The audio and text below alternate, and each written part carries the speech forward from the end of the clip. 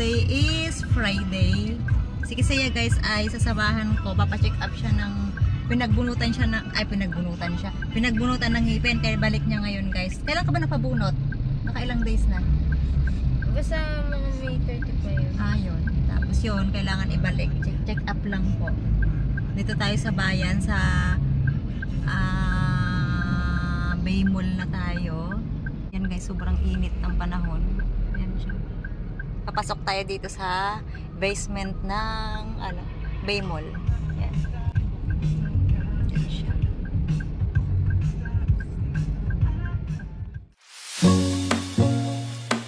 Guys, umuulan ngayon dito. Galing kami ng bayan. Dito na kami sa SM. Dito kami nagkita-kita nila Kuya Raven. Grocery lang kami ng konti. So, dito pala kami guys napaparking. Kasi hindi sila nagpapasok kayo na sa loob. Kaya dito kami sa tabing dito. Dito pa rin naman sa compound ng SM. Yun. Kuya. Nasaan si Kuya? So, after nito pala guys, dediretso kami ng palengke. Mamamalengke po kami kasi wala nang malungko. Si Kuya Region sana, pinapasunod namin. Kaso, tulog pa yata yung bata na yun. Talaga yung say, tulog pa si Kuya?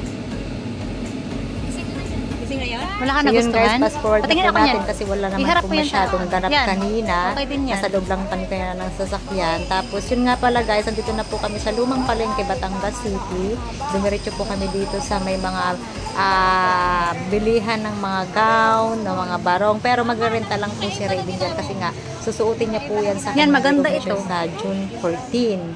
So, yun Pero yan guys, namimili po siya dyan ng kanyang masusuot na marerentahan. So, yun guys, fast forward na po tayo. Andito na po tayo sa Lumang Palengke, Batangas City. So, dumiretso pala kami guys dito sa mga bilihan ng mga damit, mga barong, mga gown. So, lahat pala guys dito ay nandito na yung mga pang-okasyon ba, ng mga pang-event. So, si Raven pala guys, ang kanyang sadya dito ay yung barong kasi nga sa June 14 ay may recognition day po sila. So, yan nga po, may napili na po siya na size small pala.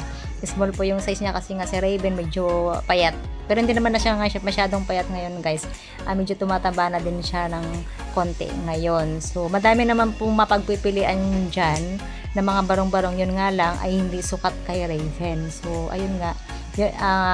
Nakapili si ate, sabi niya maganda daw yun tapos yun nga, sabi ni ate punta daw sa loob para makita sa salamin kung bagay ba o hindi. Nga dito kung okay, ako ang salamin mo. Salamin, humarap ka sa humarap ka sa akin. Pwede mo din isukat, are. Ay, snack. Yan, okay naman siya, pero wala kang mas matingkad dun sa yung design. Buti walang tag sa BCN. Ito guys, ang gaganda ng mga damit sa'yo, Grabe, ganda. Mga bago po kasi. Namin.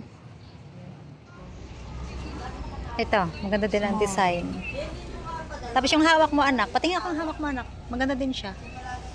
So yun guys, maikli lang po yung ating vlog. Wala naman po kami masyadong ganap. Hindi na po namin kayo sama sa loob ng palengke sa aming pamimili ng mga pang-ulam. So thank you so much po sa panonood. Dito pala guys ay umuulan-ulan at medyo hindi maganda yung panahon. Thank you so much. Bye-bye.